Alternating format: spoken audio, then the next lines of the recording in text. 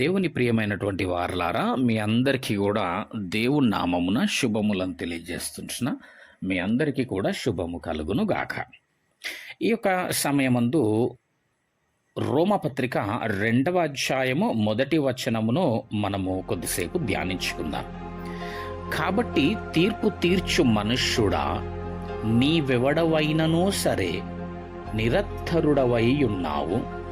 దేని విషయంలో ఎదుటివానికి తీర్పు తీర్చుచున్నావో దాని విషయంలో నీవే నేరస్తుడవని తీర్పు తీర్చుకొనుచున్నావు. ఏలయనగా తీర్పు తీర్చు నీవును అట్టి కార్యములనే చేయుచున్నావు కావా. ఇక్కడ గమనించినట్టయితే ఈ వచనంలో దేవుని తీర్పును గూర్చి చెప్పబడతా ఉంది. మనుషుడు దేవుని తీర్పును బట్టి సిద్ధపడాల గాని ఎదుటి వాన్ని తీర్పు తీర్చడానికి సిద్ధపడతా ఉంటున్నాడు కదండి.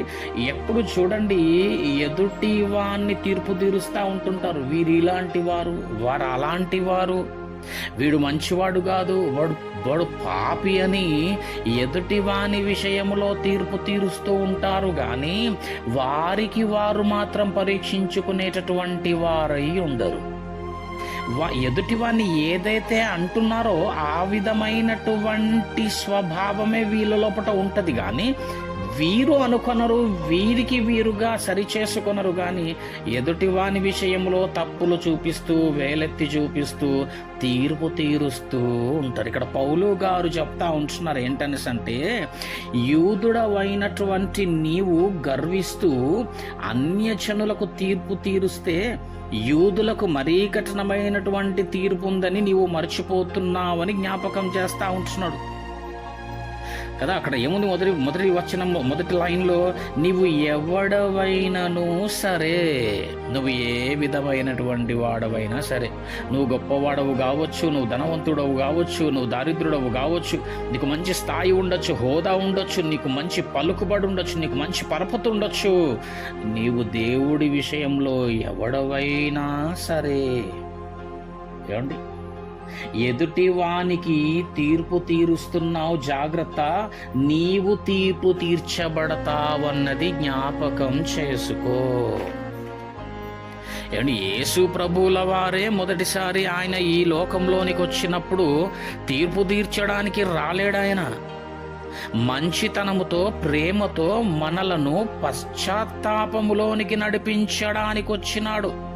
పశ్చాత్తాపములోనికి నడిపించినాడు. ఆయన ప్రేమ చూపి, ఆయన పశ్చాత్తాపమును, ఆయన కనికరమును చూపి మనలను పశ్చాత్తాపములోనికి నడిపించినాడు ఆయన. మరి మనమేంటి ఎదుటి వారికి తీర్పు తీరుస్తూనే ఉంటున్నాం. ఉదయము నుంచి రాత్రి పడుకునే వరకు ఎదుటి వారి విషయములోనే మనము తీర్పు తీరుస్తూ ఉంటాము. ఎదుటి వారి తప్పులనే వేలెత్తి చూపిస్తుంటాము. కానీ మరి మనము ఎలాంటి వారమై ఉన్నామనేటటువంటిది ఎప్పుడు కూడా ప్రశ్నించుకోవడం లేదేంటి? ఏమండి, ఆయనే తీర్పు తీర్చడానికి రాలేడండి, రెండవసారి తీర్పు తీర్చడానికి వస్తాడు ఆయన. ఈలోపు ఆయన తన దీర్ఘశాంతమును బట్టి, తన మంచితనమును బట్టి, తన ప్రేమను బట్టి మనల్ని చూస్తూ ఉంటున్నాడు. ఇప్పుడైనా మారుతాడేమో, నా బిడ్డ ఇప్పుడైనా మారతాడని ఎంతో ఆశతో ఆయన చూస్తూ ఉంటున్నాడు.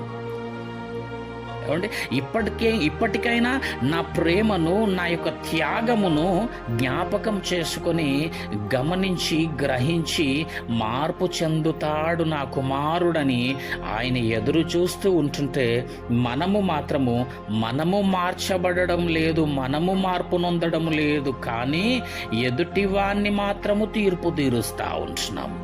ఈ వాక్యము దేవుడు మాట్లాడుతున్నాడు, నువ్వు ఎవడవైనను సరే ఎదుటివాన్ని తీర్పు తీర్చ వీలు లేదు. ఎందుకంట అక్కడ చాలా బాగా రాస్తుంది చూడండి, దేని విషయములో ఎదుటివానికి తీర్పు తీర్చుచున్నావో దాని విషయంలో నీవే నేరస్తుడవని తీర్పు తీర్చుకొనుచున్నావు. ఎందుకంటే ఎదుటివాన్ని ఏ విషయంలో నువ్వు తీర్పు తీరుస్తున్నావు అదే విషయం నీ జీవితంలో ఉంటుంది, నీ బ్రతుకులో ఉంటుంది. కానీ నిన్ను నువ్వు అనుకోవు.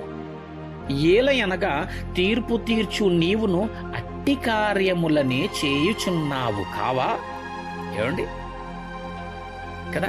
ఎదుటి వారిని ఏదైతే అంటున్నామో అదే జీవిత విధానము మన లోపట కూడా ఉంటుంది, కానీ మనం అనుకోము, కానీ ఎదుటివాడిని మాత్రమే అంటా ఉంటుంటాం. ఏమండి, ఎదుటివాడు మంచోడు కాదు కదా, పదే పదే వాడిని అంటా ఉంటున్నాము కదా, మరి నీ మంచితనం ఏంటో ఒకసారి వాడి ఎదుట కనపరచు కదా. నీ ప్రేమను కనపరచు, దేవుడు నీకు ఇచ్చినటువంటి ప్రేమను ఎదుటివానికి కనపరచు, నీ మాదిరికరమైనటువంటి జీవితాన్ని కనపరచు.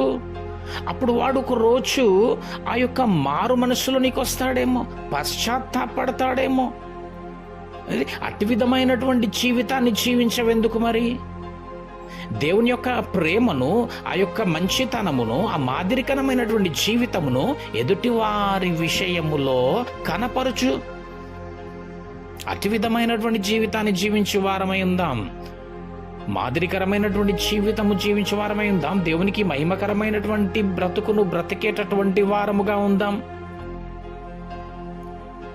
దావీదు గారు 51వ కీర్తనలో దేవుని ప్రార్థన చేస్తున్నటువంటి విషయాన్ని మనం ఒకసారి చూద్దాం.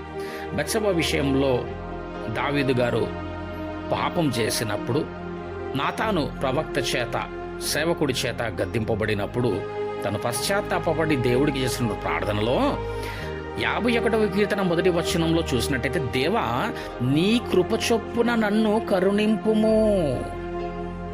ప్రియమైనటువంటి వారలారా, దేవుని కృప మనలందరినీ కనికరించడానికి, కరుణించడానికి మనకు ఎప్పుడు కూడా మన యందు తన కృప చూపిస్తూనే ఉంటాడండి. దేవునికి స్తోత్రం.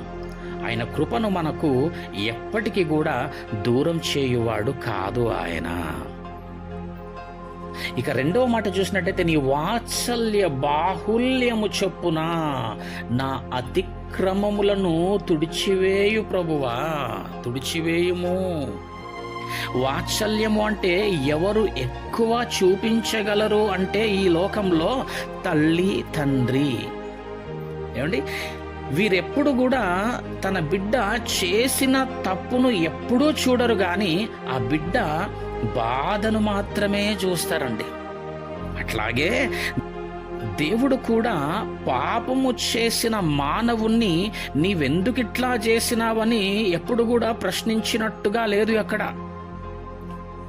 ఏమండి, పాపము చేత, వ్యభిచారము చేత పట్టబడినటువంటి స్త్రీని కూడా నువ్వెందుకిట్లా చేసినావని అనలేదు ఆయన. కానీ నీవెందుకిట్లా చేసినావని అనలేదు, కానీ ఇక పాపము చేయకు అన్నాడు ఆయన. దీని అర్థం ఏంటి అంటే, ప్రియమైనటువంటి వారలారా, జరిగిన దానిని దేవుడు ఎప్పుడు కూడా జ్ఞాపకం చేసుకోడండి. ఎందుకంటే జరిగిన దానిని మనము వెనక్కి తేలేము కదా.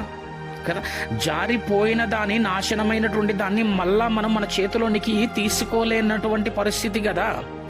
అందును బట్టి అనంత జ్ఞాని అయినటువంటి దేవుడు జరిగిన దానిని ఎందుకు చేసినావు అంటే ఉపయోగం ఏమీ లేదు కాబట్టి మనం ఏడవడం తప్ప, అందుకు దేవుడు ఎందుకు చేశావని అనడు గాని ఇక చేయకు అని అంటా ఉంటున్నాడు.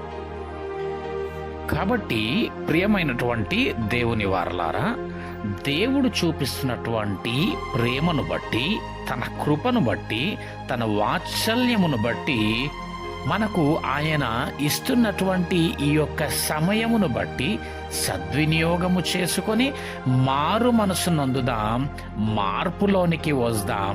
ఎదుటి వారిని తీర్పు తీర్చకుండులాగున ఎదుటి వారి విషయంలో మాదిరికరమైనటువంటి జీవితమును జీవిస్తూ దేవునికి మహిమకరముగా బ్రతకడానికి ఆత్మీయ జీవితములో కొనసాగువారమై ఉందాం. దేవుడిటి విధమైనటువంటి నడవడిక, నడిపింపు, తన సహాయము మనకు అనుగ్రహించును గాక. ఇటు కొద్ది వాక్యము దేవుడు మన ఆత్మ నిమేలు నిమిత్తమై దీవించి ఆశీర్వదించును గాక. ఆమెన్.